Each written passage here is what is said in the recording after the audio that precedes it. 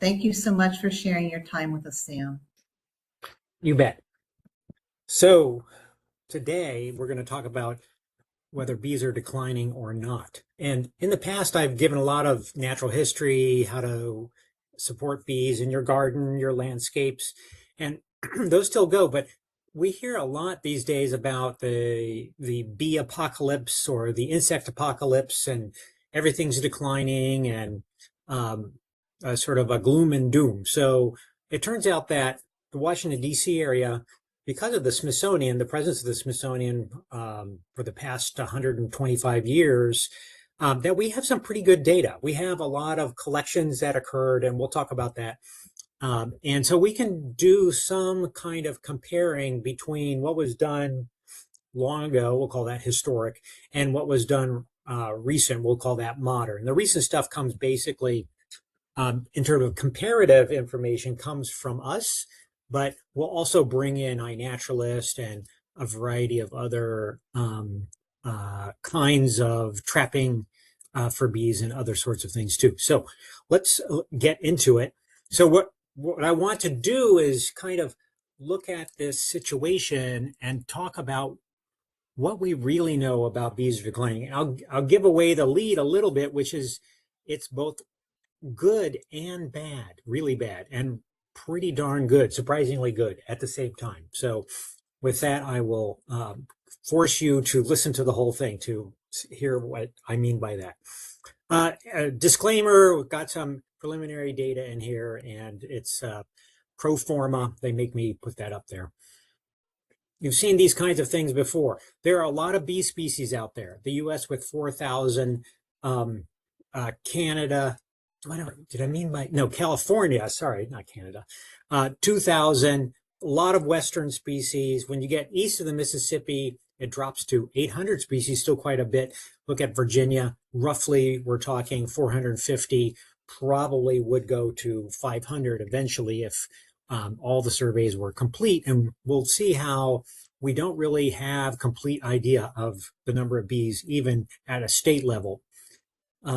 Let alone at the DC level. So DC, our current total, everything we've been able to extract, and we're writing a monograph, and I'm glad to send you the draft of that if you're interested.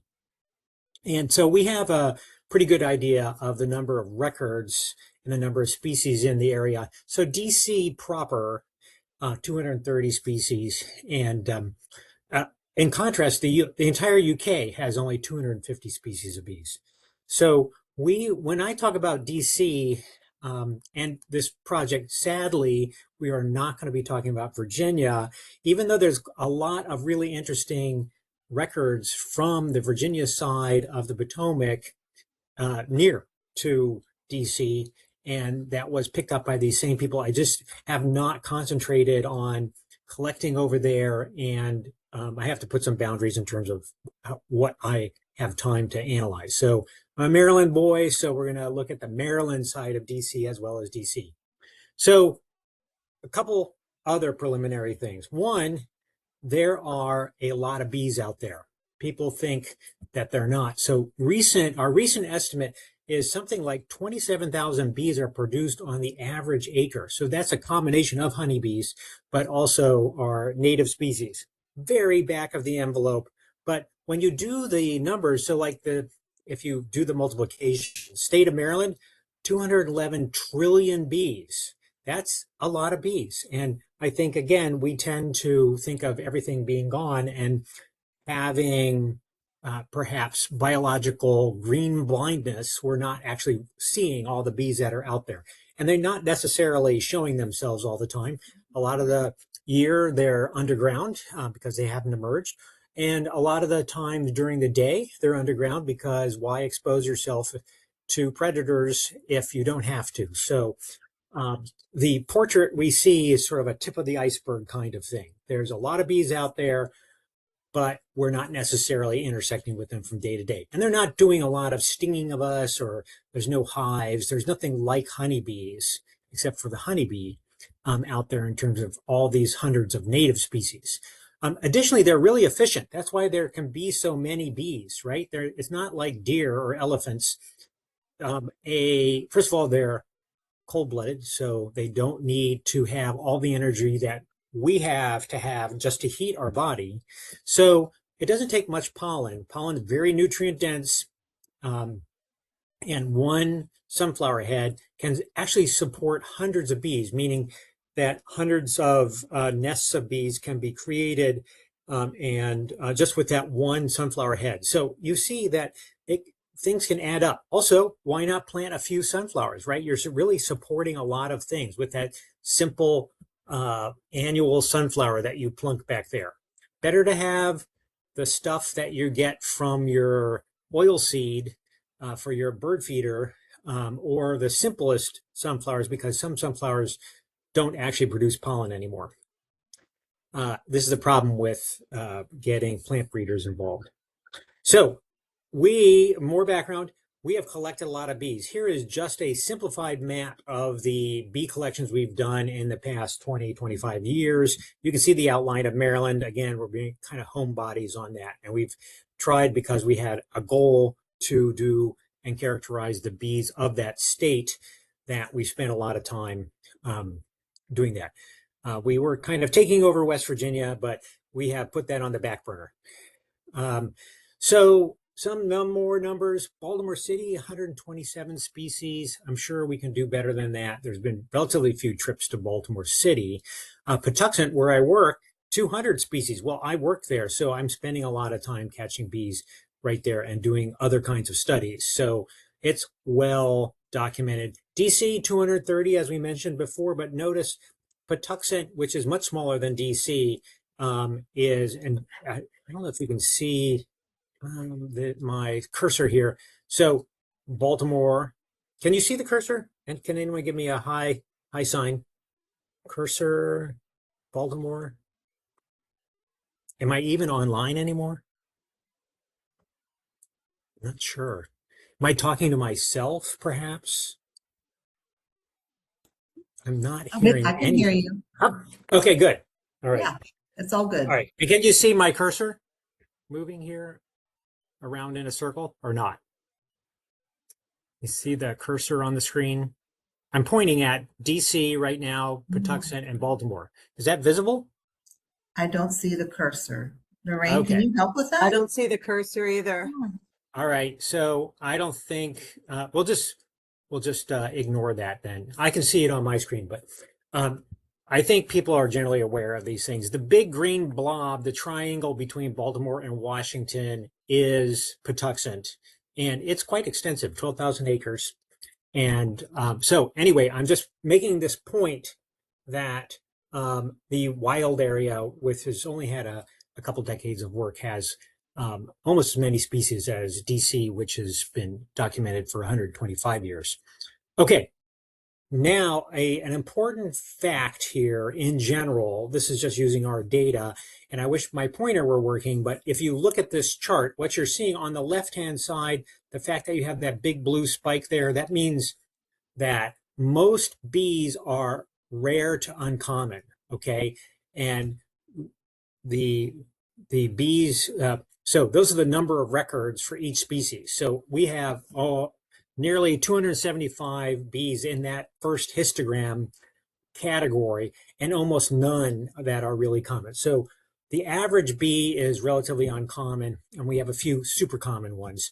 And if we look at it a different way, and we count up how many bee species have only a single record, and it turns out in this poll of the data, 49. So 49 species had only been detected one single time. Now, biologically, that doesn't work well, right? You need more than one individual to make more individuals. So really what we're saying here, and you can see the number with 2, 3, 4, and what that says is we're not doing that great of a job at finding these bee species, because we're finding so many singletons.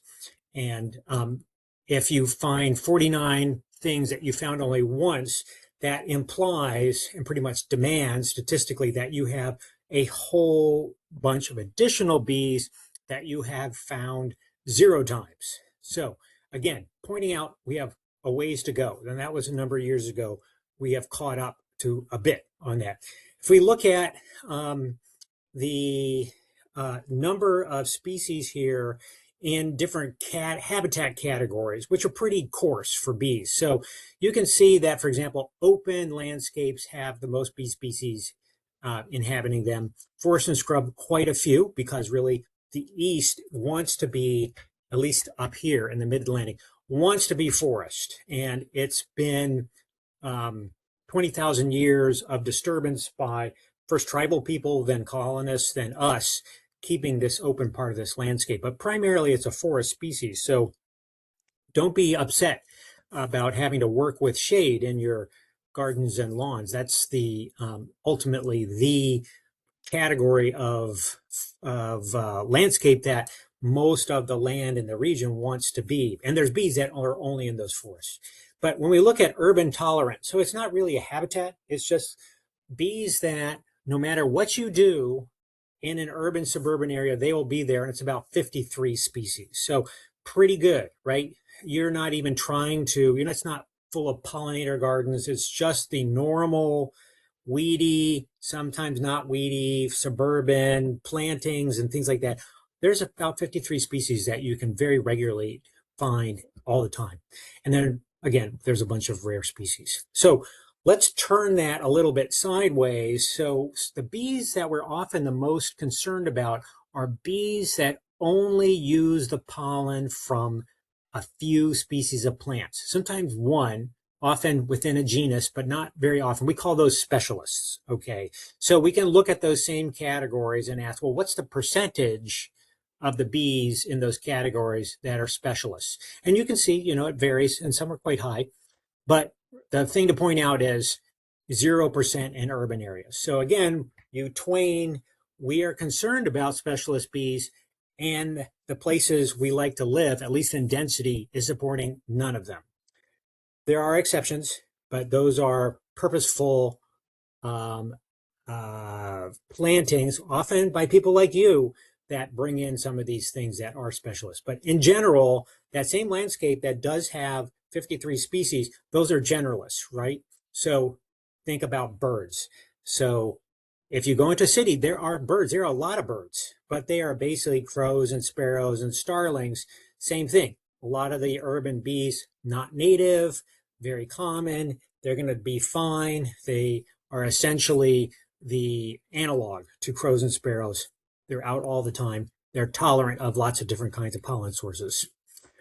For those who are interested, and you can look this up by looking up Jared Fowler, it's pretty easy to find. We do have that information about who's a specialist, and more importantly, I talk about this in other lectures all the time, what plants they use. And a little take home, these are not rare plants, right?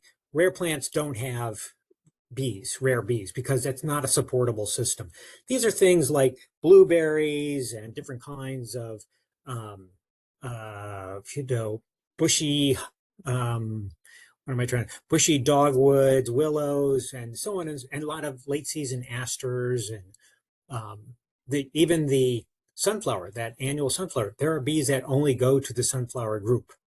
So good job in many garden situations, and that's the list you want to start with. We're not talking about gardening though, so I'm going to dial back in.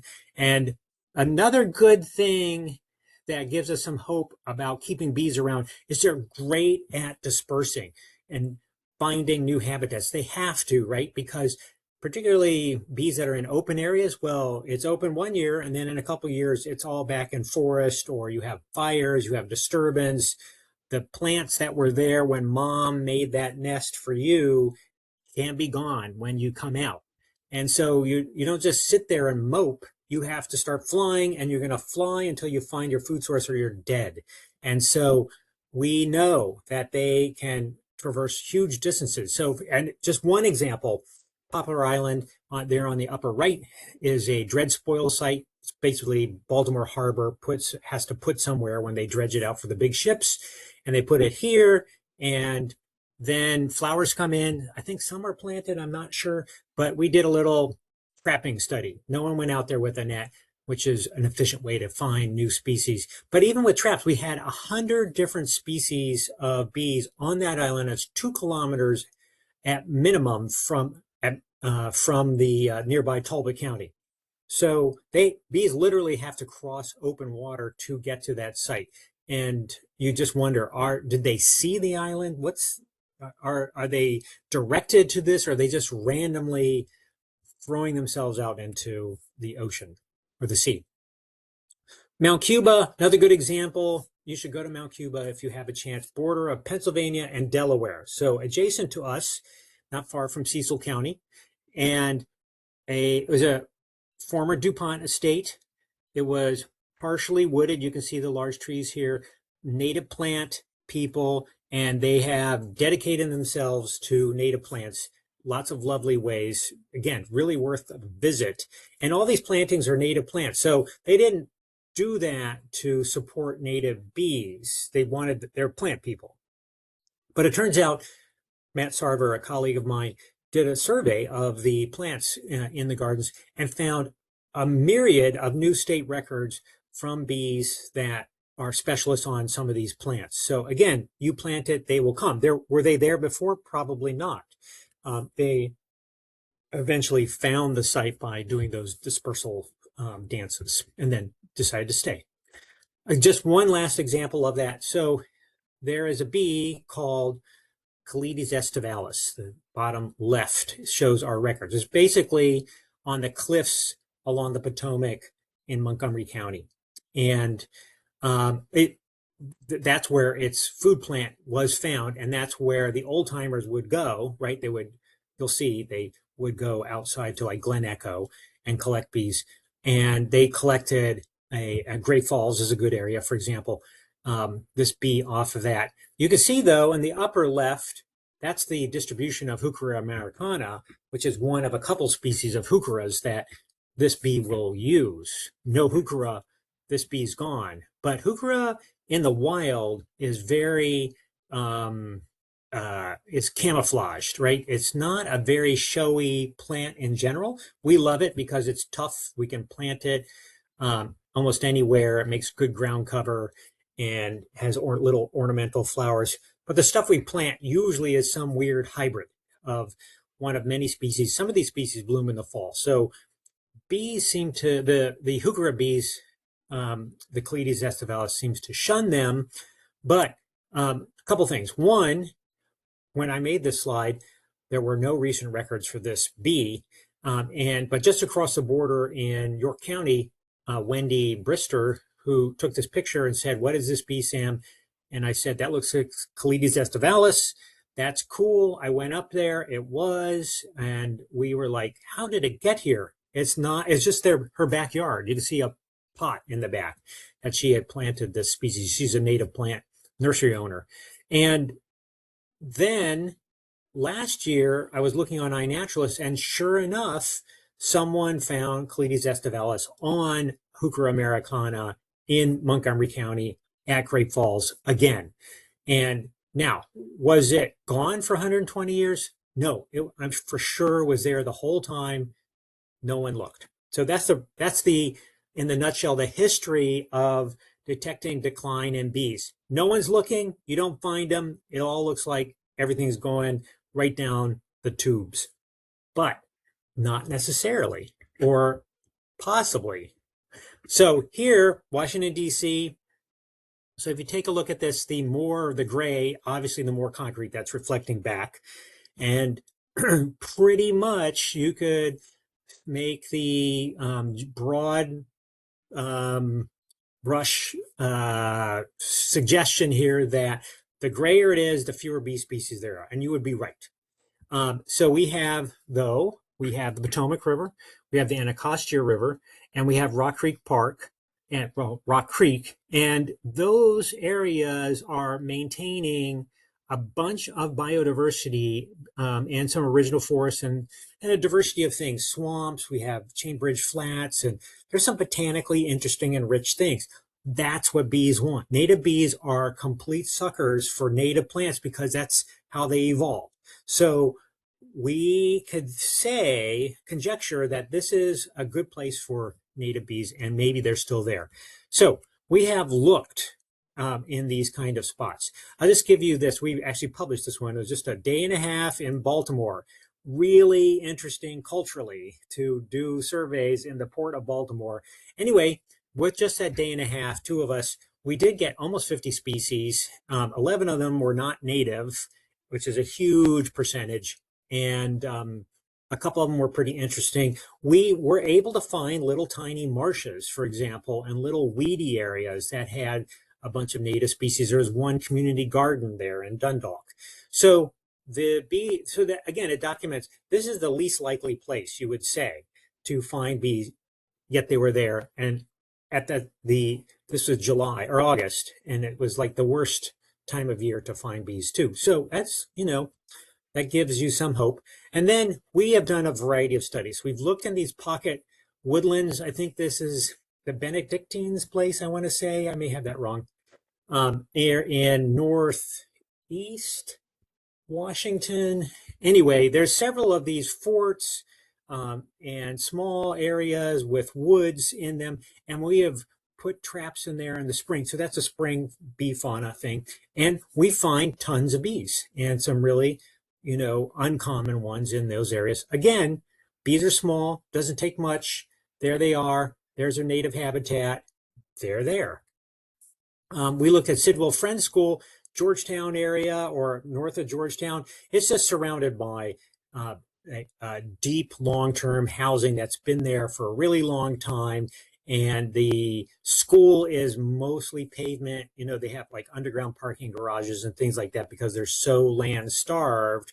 But a lot of people plant some pretty nice things, including the school now in the surrounding area. 80 species of bees were found by the students in that case on that piece of property. Again, showing that there are these like good locations, these locations that give you hope. Well, if they can handle those spots, then what else is there in something that's a little bit better habitat? So Smithsonian, this is butterflies because they don't have a shot like this for bees, and everyone likes butterflies, but they have a lot of data. And here, just take a look at these people, right? And you look like these people are completely, I have to say, because I'm part of the culturally about this, they're like, every one of them is a misanthrope. You can just look at them and say, these people need to be in the museum. Anyway, they would go out, and so this is the entomology department from long ago, even though they obviously wanted to have their picture taken next to large dinosaurs. Who doesn't? But 100 years ago, they didn't have cars. They couldn't afford cars. And they all lived downtown somewhere. But DC had, pre-1900, a pretty good trolley system. So here is a map of the trolley routes in the area. Now, some of these just go to other urban-ish areas, but some are going into spots that have some good collecting. So what they would do, for example, they go up to the northeast, which is one of the last areas developed, and there would be farm fields, and there's a bunch of really uncommon, interesting records up there. And then they would also take, very importantly, they would take the trolley. It had a name I don't recall, but it goes to Glen Echo and then goes a little bit further to Cavan John. So Glen Echo is still an amusement park, but back in the day, it was the place to go. And so they had a trolley that go out there, and they could stop right at the Maryland border and then get out and go to Plummer's Island, which was where they had their clubhouse. So there was a clubhouse, and it's still there. Washington Biologist Field Club meets there. And so all those areas were great collecting. So they would take the trolley out. Maybe they would dump their family off at Glen Echo, and then they would collect all along the river. And there are many, many really interesting records from that area. But you can find others elsewhere, but those were, that was their, some of their best spots. But they could walk to the Anacostia, and this is, sort of typical of what you would see. They always dressed much better than we would, and there's no jeans. They would wear hats and jackets as they were collecting bees out in the field. DC, this is maybe 1920s, I want to say. And so you can see the tidal basin Monument and so forth to orient yourselves. You're seeing the main stem to the right of the Potomac and to the left the Anacostia. Across the Anacostia, look at all that farmland. That, of course, is gone.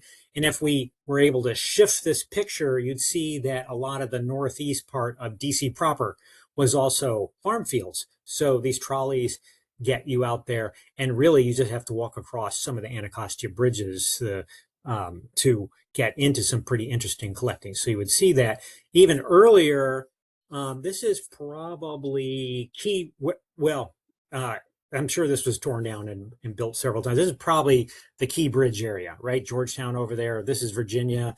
And I'm going to show you a whole series of pictures like this of about that time period. And what I want you to notice, in addition to like the lack of developed areas, is how sparse the vegetation is, right? It was a wood-based economy. Everything was grazed. That is very heavily wooded now, as you know. And everything was grazed. You needed wood for fence posts. You needed wood for fire. You needed wood to make charcoal, to run whatever industry you're doing. So it was a very used environment. Here, this is, I believe, I'm going to call this the Chain Bridge area. Oh, it does say Chain Bridge right at the bottom. And again, look at the slopes around there. They're denuded. I mean, they have to be grazing something or using that wood. That's a lot of work to get the wood off of that. Same bridge, different perspective, same thing. Look in the background there. There is nothing, almost nothing growing right along the river. And this is in DC, not far from the Capitol. I forget what the buildings are in the background. But you can see active agriculture. Note the different flavor of agriculture, right? So guys hand hoeing that. If they are going to clear the vegetation, they're going to do it with a scythe and a sickle, and they're just going to do it a little bit. You can see that the fruit trees are hand scythed out. That meant lots of flowers, lots of weedy areas, great places for bees. You don't find that anymore. Here again, there's the Capitol going up. Look at that landscape. Wooden fences, almost no trees, and lots of grazing animals around. Again, we're back. Probably that's Key Bridge area again, I think, just to show you these low areas. Here we are, and this is a cool one. This is the Anacostia. There's the Capitol in the background. I'm pointing at it. You just can't see me. And then look in the front. So this is all tidal freshwater. And you can see the pickerel weed. So just a sidebar, pickerel weed has several bees that only go to pickerel weed. And 3 species, as a matter of fact. All 3 were found in the Washington, D.C. area in the old days. And we went back, and of course, I don't think I have a modern picture of the Anacostia here, but you know what the modern picture of the Anacostia, it does not look like this. It's almost all hardened surfaces, and indeed, there are just at the upper edge where it stops being tidal there at the Kenilworth Aquatic Gardens. Do you have some pickerel weed? We can find all of those. We can find 2 of those species there. And then one of the missing species is over on the Patuxent, but sadly not part of the refinding thing because it was found across the river in Anne Arundel County. So here's again, Anacostia River. 2 things. Look to the left. You'll see that is all fields. That is highly developed now, as you know. And see that stone wall? That's a pretty significant stone wall. That stone wall is still there. I don't know how far, how extensive, but if you go along the river on the Anacostia, on the I'll call it the Maryland side, and go down through the woods, that wall is kind of fallen apart, broken through in several places. It's still there. Really interesting. But this to the left where the men are all standing, I think this was part of the march on Washington for back pay the World War I vets were angling for. They, of course, bulldozed them and kicked them out. But that whole area is all trees, really crappy trees and dumps to the left. Okay, now we'll get into some data. I'm throwing some bee pictures so you'd have something interesting to look at here. So we have 2 data sets. We mentioned a historic one that's pulled from a place called GBIF, Global Biodiversity Information Facility, lots of data, and we're covering from the 1870s to 2000, and then recent, which is our collections, and it's after 2001. So things are pretty similar. Like people go out with nets, and we'll talk about this a little bit more, but in the modern times, people trap things a lot. So upper right, Malays trap, bottom left, cup traps, bottom right, vein traps. They're using, the bottom two are color-based. In other words, bees think these are flowers and then get enmeshed in a liquid or a trap container. The upper left is basically a blunder thing. They hit that mosquito netting, they go up, they get caught in a trapping head. We have a lot of that data, and we will use that, but mostly we're going to use the stuff that we still did a lot. There I am collecting bees, and my collecting and several other people in the lab and the old timers is almost exactly the same. Our goals were similar. Find rare bees, cool bees, let's call them, and put them in our collection. We would database them, they would add them to the Smithsonian, and they would swap them around, and they end up in databases all over the place because of that. So this is pretty comparable, or it has the possibility of being comparable. Two groups doing about the same thing with roughly the same objective in the area, and they're not doing random surveys. It's not like I poke around sometimes in urban areas and the places that used to be really good and then got developed. I'm not trying to do that resurvey. I am going to the residual places I think still have bees, and they would too, right? They took the trolley out to get away from downtown to places that still had some good vegetation. They knew about plant bee things too, and be like, yes, this is a sandy field. I want to go there. I'll find something cool. And they did. To kind of buffer things out, because we have a fair amount of data, we're going to split it into three regions with pretty obvious. DC proper, Montgomery County, PG County. And then again, sorry, ignoring Virginia.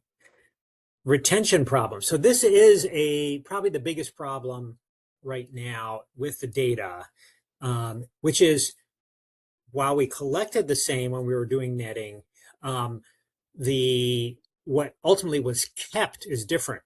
So in the end, we kept about the same things. We keep all the rare things and we get rid of the common things, but we database everything. So we have all the species that were collected, and we try not to select out everything in the field. And they would go into the field and they say, like, these are the same old bumblebees or fill in the blank bees. I'm not even going to swing a net because I have to spend then time processing them. And then there's a bunch of bees, very small or hard to tell. They would catch them, kill them, and then bring them back to the lab, and then they would spread them out and go like, oh, you know what?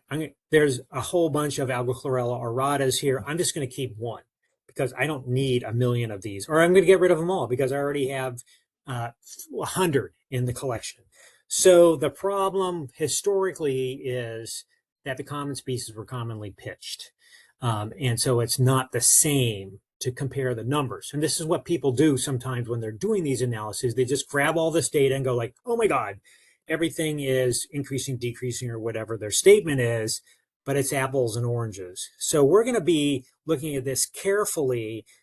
We will acknowledge that the historical data is what they do save is all the rare stuff. The common stuff is going to get saved incidentally. So there'll be some record of them, but not in their abundance, right?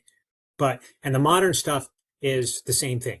All the rare stuff is going to be collected, and it's going to be shrouded by a cloud of common things too. So we're going to focus on the sort of counts. And another way to do this is so the other problem is like, if you go out more times than another person, you're going to find more stuff just because you went out more times. So we have to account for the fact that different groups did different amounts of collecting. And the way we did that is not, again, look at the number of individuals, which is a trap. right? Because they would often discard many in the historical times. We looked at the number of dates they went out because inevitably they would save something. So we just looked at pulled all the data, looked at the number of dates that had bees, and then we used that as a divisor in some of these analyses. So you can see that like DC, let's just click DC. Historic, there were 75 netting dates. Modern times, 85 netting dates. Trapping, which we use sometimes, but not others. There's actually a lot of trapping, 196 trapping dates. And then we go through the other counties. Montgomery County has a lot of historic stuff, right? There you go. You know what they're doing? They're going out to Glen Echo and catching bees on the weekend because that's their jam. But we don't go out there very much. I did. My mom is in Rockville in an old folks home, so I would sometimes stop and collect bees while I was out there, but not many people went in modern times. PG County, I live and work in PG County. So if you look at the numbers, it's reversed from Montgomery County. Historically 171, and then huge numbers of netting and trapping dates because I'm catching them at home and at work. So we have to live with that there's different amounts of effort, we would call it. So, but let's ignore it. Let's just count up species. So if we look at the historic results, we can see that the historic data has for the whole area. We didn't split things out at this point. 202 species of bees were found historically. We look at the modern netting, 213. We look at modern trapping, 225. Well, first of all, note that the modern, both netting and trapping, has more than historic. And they're all basically about the same. So that looks on the surface good. But then when we combine all these different efforts and different time periods and different techniques, it turns out amongst them together are 319 species. So any one of those groups is missing about 100 species. You can see the difference between 319 and whichever one of those 200 ones. So we're very imperfect. So we know now that any of these times and techniques is missing a bunch of stuff. So we need to go to another level. We do have this interesting sidebar, really. So a guy named Ted Mitchell did a 2-volume set of the bees of the eastern United States in 1960 and 1962. He published them. And so he found, and he listed the states that each species was found in, according to him. And so he listed, though, for DC, the Maryland stuff is hard to figure out because it includes all of Maryland. But if we just look at DC, he found 79 species. Okay, so that's interesting because that's nowhere near these others. And so something's up there, right? So he's either incomplete or he was in some spell when there are almost no bee species, which is almost certainly not the case. He was looking at all the historic data before 1960. So it should be pretty similar, but it's not. So now let's just look at the netting data. We're going to drop for now the data from the traps. And historically, we look at that and we find that in that comparison setting the stage, we're going to look at bees that were only found in one period. So first of all, a bunch of them were found in both time periods, historic and recent, 144 species. So more than half were found that way. Then if we look at historic, 58 species were only found during that historic period, okay, not found in modern times using netting. And then if we look at the modern ones, interestingly, 70 species were found recently, but not found in historic times. So already we're not fitting the preconceived notion that everything is going down the tubes, right? So because we're finding more now than we did in the past. So, and to add on top of that, essentially the historic time period had 100 years in which to catch all these different things and different times and places. And in the modern times, we are only doing this for 25 years. So we can look at these missing species in that list there. And some things have clear stories because there's so much other data on that. First of all, the bumblebees have taken it on the chin because of introduced pathogens from Europe. 3 of those species are gone because one is Bombus affinis. That's an endangered species. It does not occur in the area at all. Fraternus has retracted to the south. There's still a record a recent record from Richmond. And Terricola is also retracted to the mountains. Doing fine up there now, though, so it's possible to come back. And Turnarius, it just was at the very southern edge of its range back 100 years ago, and it's common, really common to the north. So that's maybe just a factor of range retraction because of climate change. Megachile latimanus, same thing. It's still common to the north, but you won't enter in the mountains. You won't find it in DC. And so, but it's clearly gone. It was a common bee. So we can tell a lot about common species, and we have a harder time with the interesting rare ones. Okay, so what happens in the modern times? We also have iNaturalists. We have all this trapping data. What happens to that only found in historical terms if we use the iNaturalists and trapping data? It turns out that of those 50-some, 21 were actually detected in modern times on either iNaturalist or with trapping data. So now we're down to only 36 species that were found in historic times, missing during current times. Pretty interesting. And then we now do the reverse. Okay, how many, we have more data, iNaturalist and trapping, added to our netting. So how many species have been found only in the modern times? And so first of all, we added another 28 species from iNaturalist and trapping data on top of the ones that we found before. And now we're up to 98 species of bees that have only been found during the modern times, which is really different, right? It is completely blowing out of the water the story that everything has disappeared, because we can find more bees now, bee species now, than in the old days. Now, there's a variety of reasons that potentially we have to temper our enthusiasm that bees are doing great about that, particularly that retention problem, but also the fact that maybe we're spending more time looking, and maybe not everything found in the old days was databased, or maybe it got destroyed because, people don't keep these collections. So there's a variety of things that say, well, wait a minute.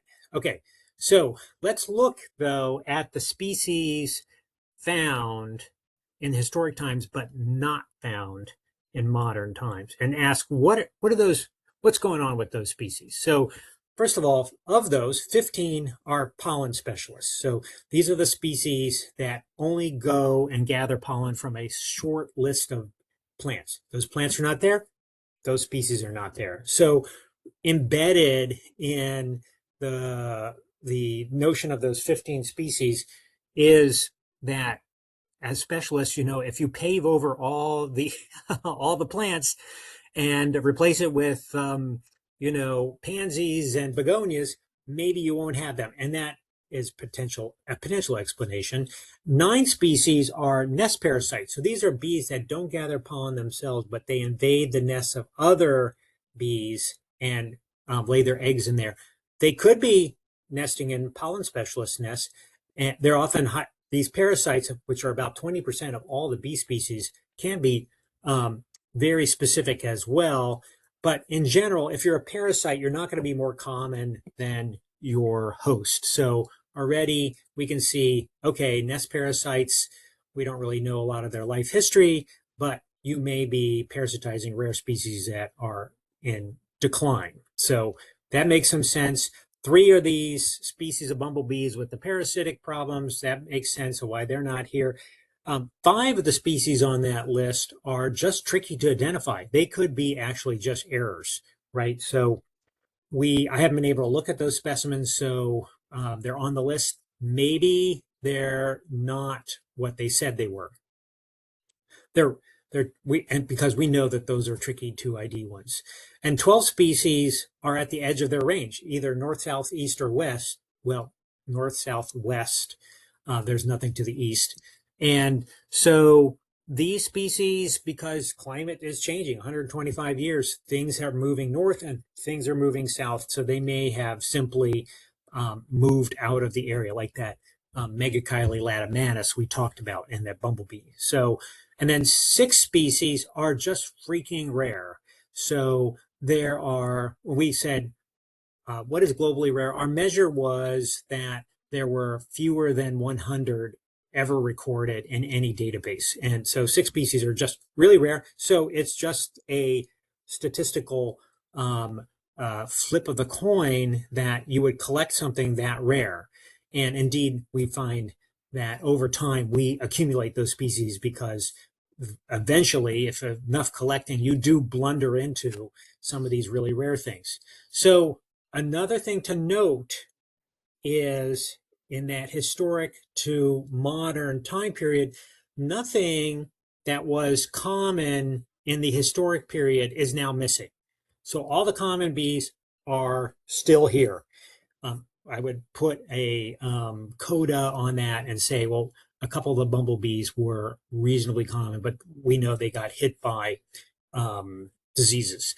But basically, we haven't lost, like if there was truly an apocalypse, you would expect some of these common species to just be gone, and it would be like, oh my God, everything is going to hell. But in this case, we don't have that. We have things that have potentially, we'll call them hypotheses. Everything there falls into a category that makes a lot of sense about why they could be missing now.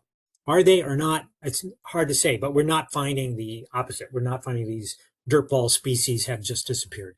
So, but now let's go back to Mitchell. Remember, he had 79 species. He said that he saw that when he was doing his reviews that were located in Maryland. So those 79 species should be in that historic list of species, right? Because they both were looking at specimens that existed at that same time. And Mitchell recorded them, and we expected that the other specimens and species would be recorded and databased by someone. But it turns out 30 of the species, which is a lot, that's 38% of what Mitchell found and listed, they're not on the historic list at all, right? So there is a 38% of the species that were around had to have been detectable are not in any existing database. So it's complete miss. So that really points out that historic data is obviously very incomplete. And the most likely explanation is a lot of the data aren't entered. Some of the data from the Smithsonian, for example, the most logical place for this stuff to live has been entered. A lot has not. So therein lies a problem in making complete declaratives because our historic data is clearly incomplete. We can look at this. And but the interesting thing is that when we look at Mitchell's list, again, those 79 species, and we ask, can we, the modern people, find those species? And the answer is yes. We found all of them except for 3. And I had to change it from 4. And the reason is that one of the species that was missing from that list, we found in a malaise sample, so a trap sample that I only just got to looking at a couple months ago. And there was this very rare, this is one of the globally rare ones, there it was. And so this is, my expectation is that I'll just, give up one of the points of the talk, is all the species found in historical times are probably still here. We're really, except for Bombus affinis, which is, and a couple things that are moving in and out of range, there's no mysterious, they are gone, we don't know why kind of thing going on here. There's explanations for everything. Almost everything that should be here is here. Maybe everything. Okay, we're winding down here in terms of the big picture. So there's a bunch of mathy things. I'm really happy to send our paper out to people. It's not published yet, but it's in review.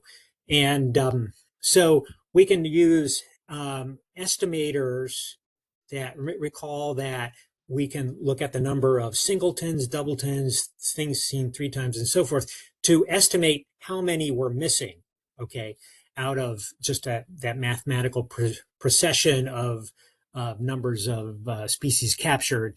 And the bottom line is that it shows that we are pretty darn close. The number of species that we have found in modern times is pretty darn close to what was expected to be found in terms of absolute numbers. Still on the low end, so we obviously know, because we still find every year, we find a couple more species in the area that we didn't know about. And so, as mentioned, there'll be more species to find. And then we note that we have at least bumblebees, because of these introduced diseases, just like honeybees have problems. We know that bumblebees have problems. And what we don't know, but don't suspect, is that other species could have a problem. We just don't know about it. But remember, we have all this evidence, like the things that are missing are rare and uncommon and are specialists or nest parasites. We don't have this, gosh, all the common species are just gone kind of thing going on. So the answer is there is no apparent apocalypse when we are just looking at these numbers. Remember, though, what we're doing, right? Both the netting groups and other groups, they're going to the best places they can find, right? They're not going to random places. So that's a big difference, okay? So these are the kinds of places, and these are from the area. These are from this study area. These are the kind of biodiverse, rich, not just bee species here, but the plant species, the animal species. Every plant has a whole long list of insects and fungi and viruses and bacterial communities that are all working with them. They're only on those plants and have to have these kinds of habitats. These are not common habitats. They are still there, though. And so this is where, this is our bank, right? This is the bank of species that we withdraw from to have them come to our properties or to a restored area or whatever it is.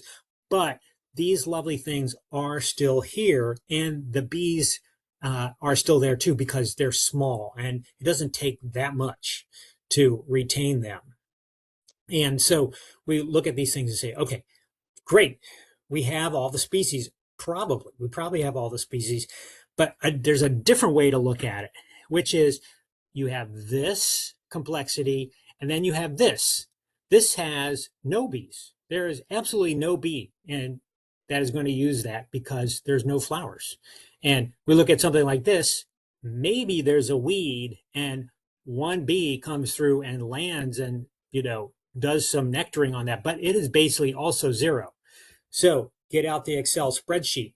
Every single road, every single house, every sidewalk, every deck, on and on, all the hardened surfaces that you can think of. And then you have row crops, and you have highly mowed lawns. You have agriculture that no longer has weeds in them. And you then, that's my last slide there. And so there is an apocalypse, right? Which is that most of our landscape is so corrupt that it does not support any bees. And if it does support bees, it's supporting crow and sparrow bees. And so we have a huge problem, and we need to be both highly aware that we can't afford to lose that much more of our native habitat. And we also have to be thinking, how can we give back? How can we support and return some of the things that we have taken away? So when you look at lawn, you should think, I have taken a highly functional 1,000 species piece of native land at some point, and I have converted it to zero, and I'm maintaining it, right? Give it back. What does that look like? It looks like the back, the edges that you're not using. It looks like one sunflower. There's a variety of ways to give back. I talk about this all the time, of course, but this is the reason, is that you can't really pat yourself on your back not very hard, maybe a tiny pat. When you talk about, well, I have weeds in my lawn, and it's like, great. I also feed birds. I have not solved the problem of declining shorebirds in Maryland from that, but you do have birds and you do have some bees. You need to be thinking about how do we get back some of this kind of aspect. And a lot of times we're up against it, right? Or the municipality is up against it, or the ballpark has these things where the edges bring them in. Half of the lawn, any particular place, you can give up half of that lawn. Like maybe a few of you already done this, but basically let's give half of our properties back because we owe it to nature. And since I can't read the audience, I am just going to step down right now from my soapbox and take some questions. But let me see if I can get back to here. Looks like I do a stop sharing thing. Yeah. All right. So there's been a lot of interesting conversations happening while you're speaking. Does anyone have a specific question? I know that there are some very knowledgeable people in the audience today who've been answering some questions as we go along. If you want to raise your hand, I can. Yeah, he's been terrific. Raise your hand if you want to say something or you have a question. I'd be glad to unmute you. Let's see.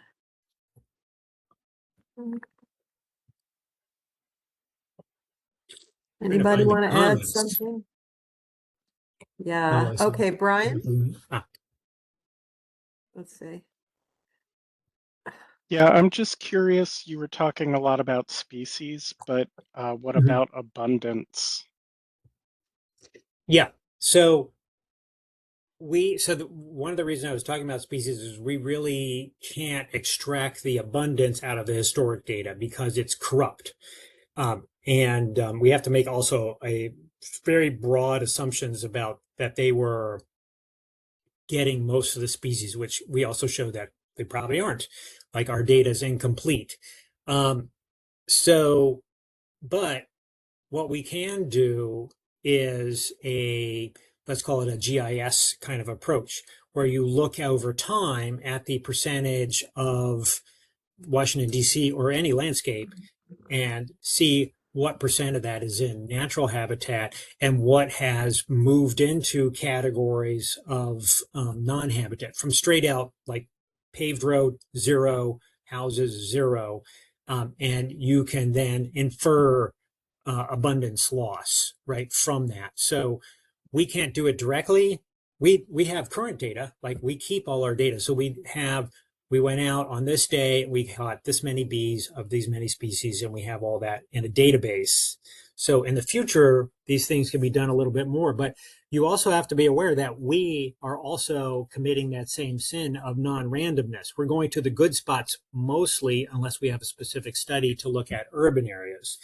So I'm hedging all over the place here just to say that the best way to look at change in abundance is just calculate it from land use changes and what we know about the kinds and the types of bees in each of those and sum it up. It's hugely negative, right? So if we did that, I wouldn't be surprised if we have 90 to 95% decline in counts. We just have pockets where most things still exist, thankfully. Any tips for a novice to identify if you have non-native or native bees, aside from identifying honeybees, several years in on my tiny native plant garden? Yeah. So in terms of the study of bees, the most difficult part is identifying them. So people set up all kinds of studies.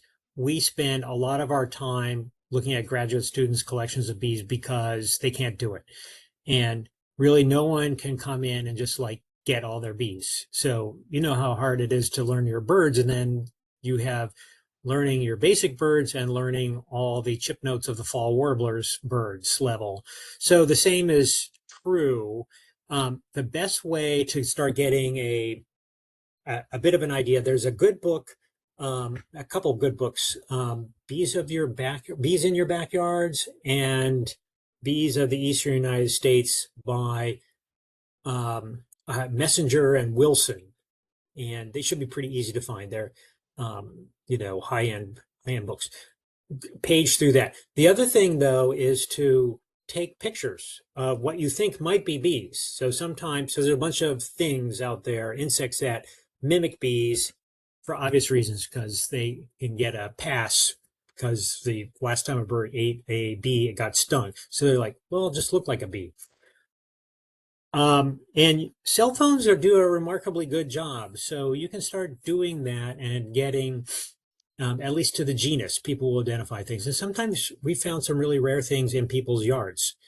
And there are lists of, so first of all, you can email me. I can send you our Bees of Maryland and District of Columbia document, and you can see what the introduced ones and what the parasitic ones and all the different species are. And it's going to hold true for Virginia or anywhere in the mid-Atlantic, really.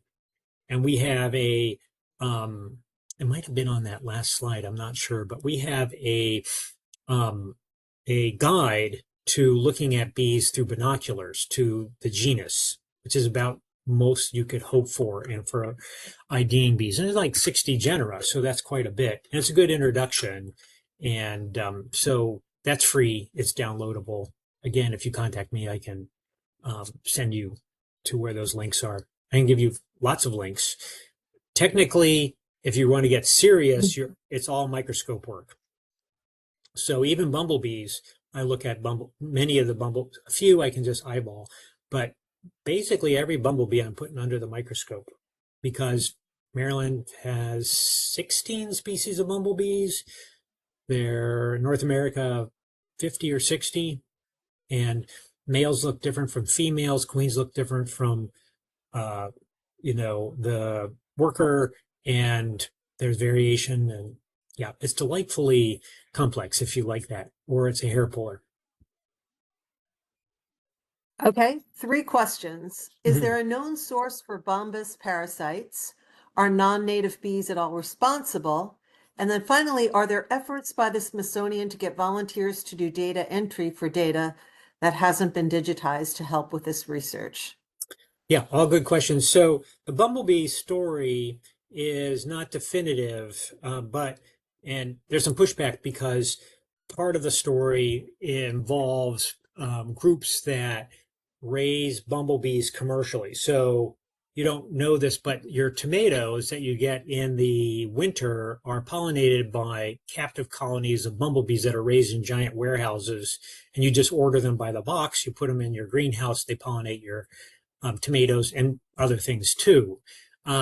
So the story goes, and the commercial people push back against this, but basically Europe has bumblebee species, North America has bumblebee species. Europe has a whole series of pathogens that don't occur in North America. All of a sudden those pathogens show up, and the finger largely points to some of these commercial bumblebee raisers or researchers associated with them swapping bumblebees between the continents and inadvertently introducing the pathogens.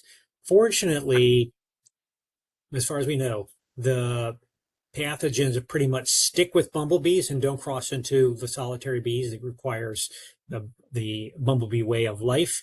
We don't know the impact to all the species of bumblebees because some are really rare, and it's as usual, difficult to study kind of situation. And some bumblebees seem to be tolerant. I think they all get these pathogens. Some seem to be tolerant of it and are doing well, even increasing.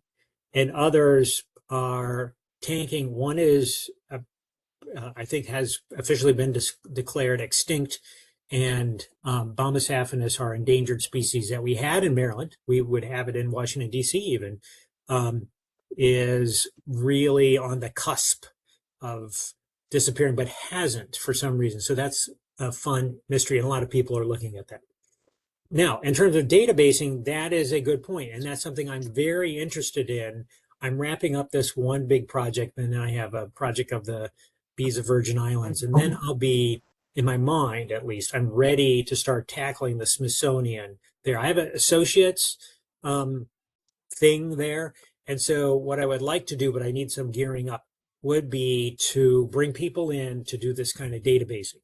That said, some of that databasing is occurring now at the Smithsonian anyway. They had some grant money, and it's not all of them though. So we would need to come in and suss out what hasn't been done. We'd have to go through there, and then we can look at. So there's a ton of Virginia data too, and some really interesting records that in passing I've seen. And so we can do this historic comparison again with much more complete data in a few years. So I guess I'll just say, stay tuned. You can follow Facebook, and I'll let the world of natural history societies and things know when we're ready. Okay, any other questions? So iNaturalist is very helpful to upload our pictures. Do you get involved with reviewing that, or do you have a team of people? The data's there, so how do you? Yeah, review so that? I'm going to say no. I do get sucked in when there's a rare bee and someone pulls me in. I have an iNaturalist account, but you'll look at my account, it's basically all flowers, because I use it to understand, like, I'm in the Virgin Islands. I don't know the flowers there. I can just take pictures and get feedback and also help them. But there are lots of people who do bee IDs online. I'm just not one of them. I have a huge backlog of bees that I need to identify and database at the lab, and that's my focus. So if I have extra time, that's what I'm doing. I figured. Okay, thanks. Okay, 2 more questions if you have the time, Sam. Yeah. Members of my family has a large property in Highland County, not far from where I believe the rusty-patched bumblebee was found. I've wondered about whether to pursue whether the bee is found on the property and what, and whether I could use that to try to convince these family members to think about further conservation. Okay. So email me. It's I can't remember if that's up there or not, but drogesam@gmail will get you there, and you can find me online. And I will connect you to Mark Hepner, who has done most of the surveys in that West Virginia border, and is sort of a Bombus affinis fanatic. And probably he would come out and visit and would love to talk to you. And he's done a lot of thinking about, well, why are these bees still here, and what's the configuration and what plants? And so first of all, I'll just do the summary is highly wooded areas, not a lot of agriculture, lots of native plants. The bees seem to be very focused on the forests and the bloom in the forests. Things like wild hydrangea is a real key one. But so these really good spring vernal forests that have lots of bloom in them seems to be the starting place. And then they move it more and more into the fields. And by the end of the year, they're on like Joe Pye weed and a lot of these other large plants. But it seems like the places that they still are mostly a primarily wooded matrix.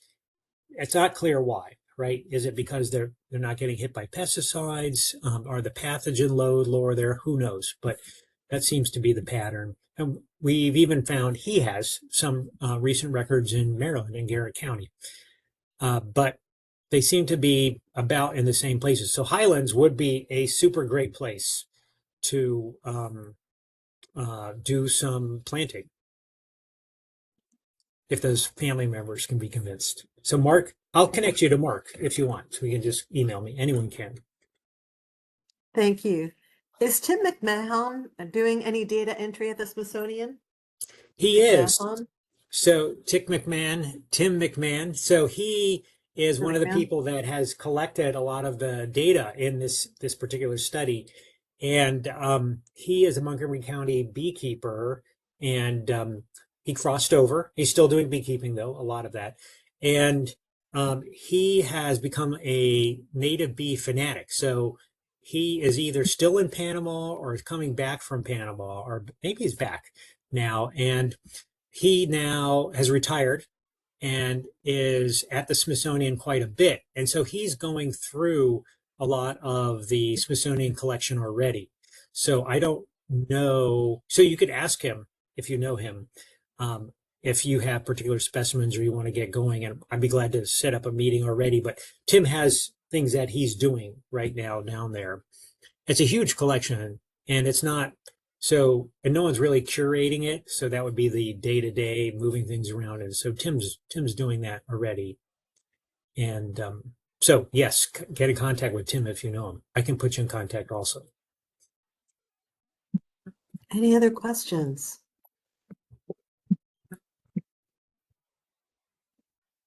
All right. Well, thank you so much, Sam. That was incredibly informative and interesting. You do fascinating work. Thank you very much. You bet. I really love doing these talks. So Yeah, I hope you'll come yep. back and do some more.